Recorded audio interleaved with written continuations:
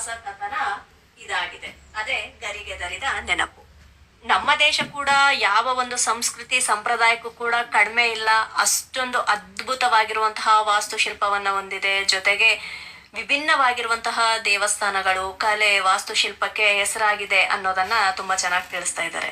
ಅದರಲ್ಲೂ ಸ್ವದೇಶ ಪ್ರವಾಸದಲ್ಲಿ ಇವರಿಗೆ ಗುಜರಾತ್ನ ಮೊದೇರಾ ಸೂರ್ಯ ದೇವಾಲಯ ತುಂಬಾ ಇಷ್ಟ ಆಗಿರೋದ್ರ ಬಗ್ಗೆ ತಿಳಿಸಿದ್ರು. ಇದ್ರ ಬಗ್ಗೆ ಮತ್ತಷ್ಟು ಮಾಹಿತಿ ಬೇಕು ಅಂದ್ರೆ ಖಂಡಿತವಾಗ್ಲೂ ನೀವು ಗರಿಗೆದರಿದ ನೆನಪು ಪುಸ್ತಕವನ್ನ ಓದ್ಲೇಬೇಕು ಸ್ನೇಹಿತರೆ. ಇದ್ರೊಟ್ಟಿಗೆ ಮತ್ತೊಂದು ವಿಶೇಷ ಸ್ಥಳದ ಬಗ್ಗೆ ತಿಳಿಸ್ತಾ ಇದ್ದಾರೆ ಸ್ನೇಹಿತರೆ. ಅದೇ ನಿಷ್ಕಳಂಕ ಮಹಾದೇವ್ ಸ್ಥಳದ ಬಗ್ಗೆ. ಸೊ ಈ ನಿಷ್ಕಳಂಕ ಮಹಾದೇವ್ ಸ್ಥಳದ ವಿಶೇಷತೆ ಏನು ಅನ್ನೋದನ್ನ ಸಾವಿತ್ರಿ ರಂಗನಾಥ್ ಮೇಡಮ್ ಅವರಿಂದ ಕೇಳಿದ್ರೇನೆ ತುಂಬಾ ಚೆನ್ನಾಗಿರುತ್ತೆ. ಸಾವಿತ್ರಿ ಮೇಡಮ್, ಈ ನಿಷ್ಕಳಂಕ ಮಹಾದೇವ್ ಸ್ಥಳದ ಮಹಿಮೆ ಬಗ್ಗೆ, ವಿಶೇಷತೆ ಬಗ್ಗೆ, ಆ ಸ್ಥಳ ಪುರಾಣದ ಬಗ್ಗೆ ತಿಳಿಸಿ ಮೇಡಮ್. ವಿದೇಶಿ ಜಪಾನ್ ಬಗ್ಗೆ ಸಾಕಷ್ಟು ಹೇಳಿದೆ ಅಲ್ವಾ. ವಿದೇಶನೇ ಹೆಚ್ಚು ಅಂತ ಖಂಡಿತ ಅಲ್ಲ. ನಮ್ಮಲ್ಲಿರ್ತಕ್ಕಂತ ಸಂಪನ್ಮೂಲಗಳು ಯಾವ ದೇಶದಲ್ಲೂ ಇಲ್ಲ. ನಮ್ಮಲ್ಲಿ ಜನಸಂಖ್ಯೆ ಜಾಸ್ತಿ, ಒಂದ್ ಸ್ವಲ್ಪ, ಹಾಗಾಗಿ ಸ್ವಲ್ಪ ನಿಧಾನವಾಗಿ ಮುಂದೆ ಬರ್ತಾ ಇದೆ. ಆದ್ರೆ ಇಲ್ಲಿರ್ತಕ್ಕಂತಹ ಸಂಪನ್ಮೂಲಗಳು ಒಂದು ವಿಶೇಷತೆ ಖಂಡಿತ ಎಲ್ಲೂ ಇಲ್ಲ. ಅದರಲ್ಲಿ ನಾನು ನಿಮ್ಗೆ ಈ ವಿಸ್ಮಯವಿ ನಿಷ್ಕಳಂಕ ಮಹಾದೇವನ ಪರಿಚಯ ಮಾಡಿಸ್ತೀನಿ. ಸಮುದ್ರದಲ್ಲೇ ಮುಳುಗೇಳುವ ಅಪರೂಪದ ಶಿವ ದೇವಾಲಯ. ಬೆಟ್ಟ, ಗುಡ್ಡ, ಗುಹೆ, ಕಾಡು, ಎಲ್ಲೆಡೆ ದೇವಾಲಯಗಳನ್ನ ನೋಡಿರ್ತೀರ ಅಲ್ವೇ. ಆದ್ರೆ ಉಕ್ಕಿ ಹರಿಯೋ ಸಮುದ್ರದ ಮಧ್ಯೆ ಎಲ್ಲಾದ್ರೂ ದೇವಾಲಯ ಕಂಡಿದ್ದೀರಾ? ಇಲ್ಲ. ನಾನಂತೂ ನೋಡೋದಿರ್ಲಿ, ಊಹೆ ಕೂಡ ಮಾಡಿರ್ಲಿಲ್ಲ. ಗುಜರಾತ್ ಪ್ರವಾಸ ನಮಗೆ ಈ ಸೌಭಾಗ್ಯನ ಕಲ್ಪಿಸ್ತು. ನಿಮಗೂ ತಿಳಿಯೋ ಕುತೂಹಲ ಅಲ್ವೇ? ಬನ್ನಿ ಹೇಳ್ತೀನಿ. ಗುಜರಾತ್ ರಾಜ್ಯದ ಅಹಮದಾಬಾದ್ನಿಂದ 193 ಕಿಲೋಮೀಟರ್ ದೂರದಲ್ಲಿ ಭಾವನಗರ ಜಿಲ್ಲೆಯಲ್ಲಿದೆ. ಇಲ್ಲಿಂದ 28 ಕಿಲೋಮೀಟರ್ ಬಂದ್ರೆ ಕೋಲಿಯಾ ಬೀಚ್. ಇದೇ ಉಕ್ಕಿ ಹರಿಯೋ ಅರಬ್ಬಿ ಸಮುದ್ರದ ಮಧ್ಯೆ ಅಪರೂಪದ ಶಿವ ದೇವಾಲಯ ಸ್ಥಿತವಾಗಿದೆ. ನಮ್ಗಂತೂ ನೋಡ್ತಿದ್ದ ಹಾಗೆ ದಿಗ್ಭ್ರಮೆ ಆಯ್ತು. ಇಲ್ಲಿ ಮಾಮೂಲಾಗಿ ಕಾಣಿಸೋದು ಒಂದು ತ್ರಿಶೂಲ ಮತ್ತು ಧ್ವಜ ಮಾತ್ರ. ಒಮ್ಮೊಮ್ಮೆ ನೀರು ಹೆಚ್ಚಾದಾಗ ಅದೂ ಕಾಣಲ್ಲ ಅಂತಾರೆ ಸ್ಥಳೀಯರು. ಇಲ್ಲಿ ವಿಸ್ಮಯ ಅಂದ್ರೆ ಪ್ರತಿನಿತ್ಯ ಪಂಚಾಂಗದ ತಿಥಿಗಳ ಪ್ರಕಾರ ನಿಗದಿತ ಸಮಯದಲ್ಲಿ ಸಮುದ್ರ ರಾಜ ಭಕ್ತರಿಗೆ ಶಿವಲಿಂಗ ದರ್ಶನಕ್ಕಾಗಿ ಬಹಳ ದೂರ, ಅಂದ್ರೆ 1.5 ಅಥವಾ 2 ಕಿಲೋಮೀಟರ್ ದೂರ ಪಕ್ಕ ಸರಿತಾನೆ, ಆ ಕಡೆ ಈ ಕಡೆ.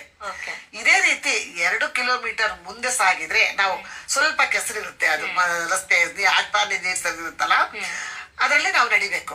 ಅಲ್ಲಿ 2 ಕಿಲೋಮೀಟರ್ ಮುಂದೆ ಸಾಗಿದ್ರೆ ದೇವಾಲಯ ಸಿಗುತ್ತೆ. ನಂಬಿಕೆ ಬರಲ್ಲ ಅಲ್ವೇ? ಬರುತ್ತಾ ನಂಬಿಕೆ? ಅದಕ್ಕೆ ಖಂಡಿತ ಒಮ್ಮೆ ಭೇಟಿ ಕೊಡಿ. ಸಮುದ್ರದ ಮಧ್ಯ ಇರೋ ಚೌಕಾಕಾರದ ವೇದಿಕೆನೆ ದೇವಾಲಯ. 2 ಕಿಲೋಮೀಟರ್ ಹೋದ ಮೇಲೆ ಸಿಗುತ್ತೆ. ಈ ದೇವಾಲಯವು 5 ಸ್ವಯಂಭೂ ಲಿಂಗಗಳನ್ನು ಹೊಂದಿದ್ದು ಅದರಲ್ಲಿ ಒಂದು ಬೃಹದಾಕಾರ ಇದೆ. ಉಳಿದ 4 ಶಿವಲಿಂಗಗಳು ಚಿಕ್ಕ ಚಿಕ್ಕದಾಗಿದ್ದು ಅದರ ಸುತ್ತಲೂ ಇವೆ. ಪ್ರತಿಯೊಂದು ಲಿಂಗಕ್ಕೂ ಪ್ರತ್ಯೇಕ ನಂದಿ ಇರುವುದು ವಿಶೇಷ. ಇಲ್ಲಿಗೆ ಬರೋ ಭಕ್ತರು ಶಿವಲಿಂಗಗಳಿಗೆ ಹೂವು ಹಣ್ಣು ಸಮರ್ಪಿಸಿ ನೀರು ಮತ್ತು ಹಾಲಿನ ಅಭಿಷೇಕ ಮಾಡ್ತಾರೆ. ನಾವು ಕೂಡ ಮಾಡಿ ಸಂತೃಪ್ತರಾದವು. ಫೋಟೋ ಕ್ಲಿಕ್ಕಿಸಿಕೊಂಡೆವು. ಆ ದಿನ ಸಮುದ್ರ ರಾಜನ ದಾರಿ ವೇಳೆ ಮಧ್ಯಾಹ್ನ 2ಕ್ಕೆ ಮುಕ್ತಾಯ ಇತ್ತು. ಹಾಗಾಗಿ ನಾವು ದಡ ಸೇರೋ ಅಷ್ಟರಲ್ಲೇ ಅಲೆಗಳು ಅಪ್ಪಳಿಸ್ತಾ ಬಂದು ದಾರಿ ಹೇಗೆ ಕೂಡುತ್ತೆ ಅನ್ನೋದನ್ನ ಪ್ರತ್ಯಕ್ಷವಾಗಿ ಕಂಡು ದಿಗ್ಮೂಢರಾದೆವು. ನಮ್ಮ ಹತ್ರ ನದಿ ಬರ್ತಾ ಇದೆ. ಅಷ್ಟ್ರ ಮೇಲೆ ಜನನ್ ಬಿಡಲ್ಲ, ನಾವು ದಾಟ್ಲೇಬೇಕು. ಸಂಜೆ 6ಕ್ಕೆ 50 ಅಡಿ ನೀರು ಬರುತ್ತೆ. ಗೋಪುರ ಧ್ವಜ ಯಾವುದೂ ಕಾಣಿಸೋಲ್ಲ ಅಂತ ಸ್ಥಳೀಯರು ಹೇಳ್ತಾರೆ. ಮತ್ತೆ ದೇವಾಲಯಕ್ಕೆ ಪೌರಾಣಿಕ ಹಿನ್ನೆಲೆ ಇದೆ. ಕುರುಕ್ಷೇತ್ರ ಯುದ್ಧದಲ್ಲಿ ಪಾಂಡವರಿಗೆ ತಮ್ಮ ಬಂಧುಗಳನ್ನು ಕೊಂದು ಕಳಂಕ ಅಂಟ್ಕೊಂಡಿರುತ್ತೆ. ಆಗ ಪಾಂಡವರು ಕೃಷ್ಣನ ಬಳಿ ಕಳಂಕ ಮುಕ್ತರಾಗುವ ಮಾರ್ಗ ತೋರಿಸೋದು ಕೇಳ್ತಾರೆ.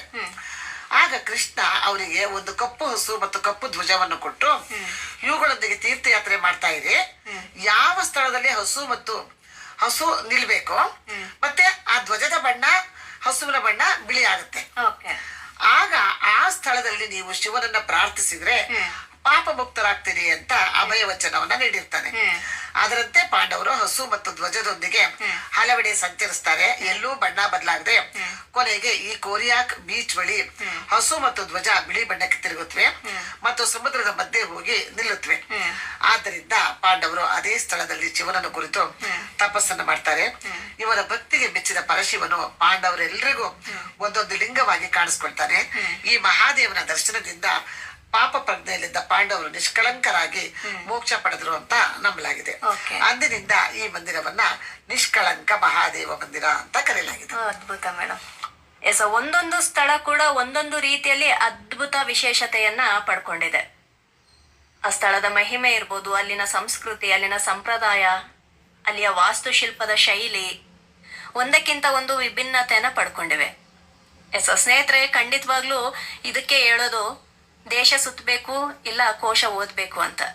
ನಮ್ಮ ಸಾವಿತ್ರಿ ಮೇಡಮ್ ಅವರು ಅವರ ಒಂದು ಪ್ರವಾಸ ಕಥನದ ಬಗ್ಗೆ ತುಂಬಾ ಚೆನ್ನಾಗಿ ತಿಳಿಸ್ತಾ ಇದ್ದಾರೆ. ಅದರಲ್ಲೂ ಆ ದೇವಸ್ಥಾನಗಳ ಬಗ್ಗೆ ತಿಳಿತಾ ಇದ್ರೆ ಮತ್ತಷ್ಟು ಮುಗದಷ್ಟು ತಿಳಿಬೇಕು ಅನ್ನೋ ಒಂದು ಆಸೆ ಆಗ್ತಾ ಇದೆ. ಹಾಗೆ ಕುತೂಹಲ ಕೂಡ ಹೆಚ್ಚಾಗ್ತಾ ಇದೆ. ಆ ಸ್ಥಳಗಳನ್ನ ನೋಡ್ಬೇಕು ಅನ್ನುವಂತಹ ಆಸೆ ಕೂಡ ಹೆಚ್ಚಾಗ್ತಾ ಇದೆ. ನಿಜ ಅಲ್ವಾ? ಇದ್ರ ಬಗ್ಗೆ ಮತ್ತಷ್ಟು ವಿಷಯಗಳನ್ನ ತಿಳಿಯೋಣ ಪುಟ್ಟ ವಿರಾಮದ ನಂತರ. ಕೇಳ್ತಾ ಇರಿ ರೇಡಿಯೋ ಶಿವಮೊಗ್ಗ 90.8 FM ಸಮುದಾಯ ಬಾನುಲಿ. ಸಾಹಿತ್ಯ ಲೋಕ ಕಾರ್ಯಕ್ರಮಕ್ಕೆ ಸ್ವಾಗತ. ನಾನು ನಿಮ್ಮ RJ ಮಹಾಲಕ್ಷ್ಮಿ. ಸ್ನೇಹಿತರೆ, ಈ ದಿನ ಸಾಹಿತ್ಯ ಲೋಕ ಕಾರ್ಯಕ್ರಮದಲ್ಲಿ ಗರಿಗೆದರಿದ ನೆನಪು ಅನ್ನುವಂತಹ ಪ್ರವಾಸ ಕಥನವನ್ನ ಬರೆದಿರುವಂತಹ ಸಾವಿತ್ರಿ ರಂಗನಾಥ್ ಮೇಡಮ್ ಅವರು ನಮ್ಮೊಟ್ಟಿಗಿದ್ದಾರೆ.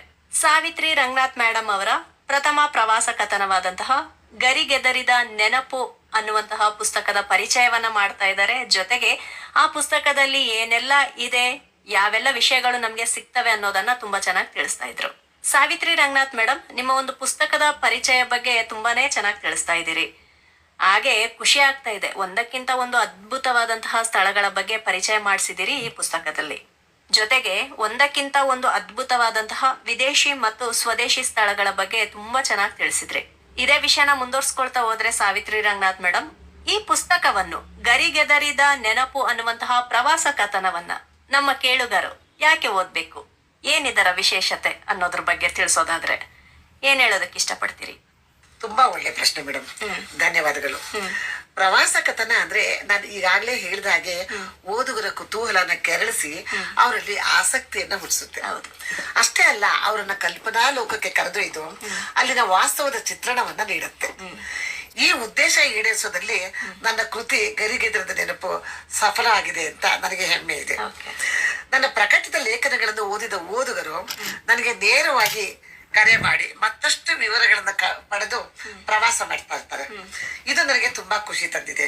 ಮತ್ತೆ ದೇಶ ಸುತ್ತು ಕೋಶ ಓದು ಅಂತ ಕೇಳಿದಿರ ಅಲ್ವೇ? ನಾನು ಅದನ್ನ ಸ್ವಲ್ಪ ಬದಲಿಸಿ ಕೋಶ ಓದಿ ದೇಶ ಸುತ್ತಿ ಅಂತ ಹೇಳ್ತೀನಿ. ಯಾಕಂದ್ರೆ ಈಗ ಜನರ ಬಳಿ ಹಣ ಇದೆ, ಟೂರಿಸಂ ಕೂಡ ಇತ್ತೀಚೆಗೆ ಬೆಳವಣಿಗೆ ಆಗ್ತಾ ಇದೆ. ಹಾಗಾಗಿ ಪ್ರವಾಸ ಮಾಡೋ ಒಳ್ಳೆ ಅವಕಾಶಗಳಿದೆ. ಇಂಥ ಪುಸ್ತಕಗಳನ್ನ ಪ್ರವಾಸಕ್ಕೆ ಮೊದಲು ಓದೋದ್ರಿಂದ ನಾವು ಎಲ್ಲಿಗೆ ಮೊದಲು ಪ್ರವಾಸ ಹೋಗ್ಬೇಕು, ಅಲ್ಲಿ ಯಾವ ಸ್ಥಳನ ಕುರಿತು ಗಮನವಿಡಬೇಕು ಅಂತ ಎಲ್ಲ ತಿಳಿಯುತ್ತೆ. ಸಾಮಾನ್ಯವಾಗಿ ಜನರು ಪ್ರವಾಸ ಹೊರಡುವಾಗ ತರಾತುರಿಲಿ ಹೊರಡ್ತಾರೆ, ಬಂದ ಮೇಲೆ ಹಾಗಾಯ್ತು ಹೀಗಾಯ್ತು ಅಂತ ಕೊರಗ್ತಾರೆ. ಅದಕ್ಕೆ ಸರಿಯಾದ ಜ್ಞಾನ ಪಡೆದು ಯೋಚನೆ ಮಾಡ್ಕೊಂಡ್ರೆ ಸೋಲೋ ಮಾತೇ ಇಲ್ಲ. ಅವರಿಗೆ ಬೇಕಾದ ಮಾಹಿತಿಗಳನ್ನ ತನ್ನ ಸ್ವಂತ ಅನುಭವದಿಂದ ಸಾಧ್ಯವಾದಷ್ಟು ತಿಳಿಸಿದ್ದೀನಿ.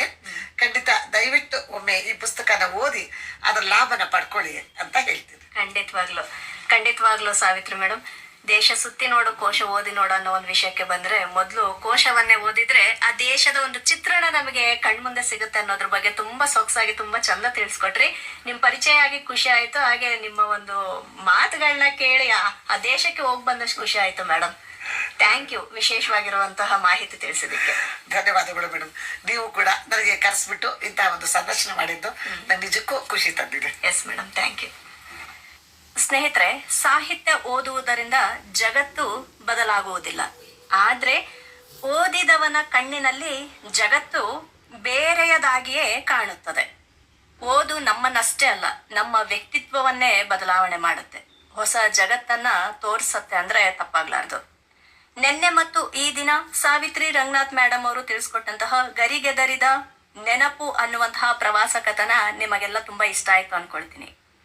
ಸ್ನೇಹಿತರೆ, ಗರಿಗೆದರಿದ ನೆನಪು ಅನ್ನುವಂತಹ ಪುಸ್ತಕದಲ್ಲಿ ವಿದೇಶಿ ಪ್ರವಾಸದ ಬಗ್ಗೆ ಜೊತೆಗೆ ಸ್ವದೇಶಿ ಪ್ರವಾಸದ ಬಗ್ಗೆ ಸಾಕಷ್ಟು ವಿಷಯಗಳನ್ನ ತಿಳಿಸ್ಕೊಟ್ಟಿದ್ದಾರೆ. ತುಂಬಾ ಉತ್ತಮವಾದ ಚಿಂತನೆಗಳ ಬಗ್ಗೆ ತಿಳಿಸಿದ್ದಾರೆ. ಗರಿಗೆದರಿದ ನೆನಪು ಅನ್ನುವಂತಹ ಪುಸ್ತಕದ ಬೆಲೆ 180 ರೂಪಾಯಿ ಸ್ನೇಹಿತರೆ. ಶಿವಮೊಗ್ಗದ ಎಲ್ಲಾ ಪುಸ್ತಕ ಮಳಿಗೆಗಳಲ್ಲಿ ಈ ಪುಸ್ತಕ ದೊರಕುತ್ತೆ. ನೀವು ಕೂಡ ಈ ಪುಸ್ತಕವನ್ನ ಖರೀದಿಸಿ ಗರಿಗೆದರಿದ ನೆನಪು ಅನ್ನುವಂತಹ ಪ್ರವಾಸ ಕಥನದ ಬಗ್ಗೆ ಮತ್ತಷ್ಟು ವಿಷಯಗಳನ್ನ ತಿಳ್ಕೊಳ್ಳಿ ಅಂತ ಹೇಳ್ತಾ, ಮತ್ತೊಮ್ಮೆ ಸಾವಿತ್ರಿ ರಂಗನಾಥ್ ಮೇಡಮ್ ಅವರಿಗೂ ಅವರ ಕುಟುಂಬದ ಪ್ರತಿಯೊಬ್ಬ ಸದಸ್ಯರಿಗೂ ಧನ್ಯವಾದಗಳನ್ನ ತಿಳಿಸ್ತಾ ಈ ದಿನದ ಸಾಹಿತ್ಯ ಲೋಕ ಕಾರ್ಯಕ್ರಮವನ್ನು ಮುಗಿಸ್ತಾ ಇದ್ದೀನಿ. ನಾನು ನಿಮ್ಮ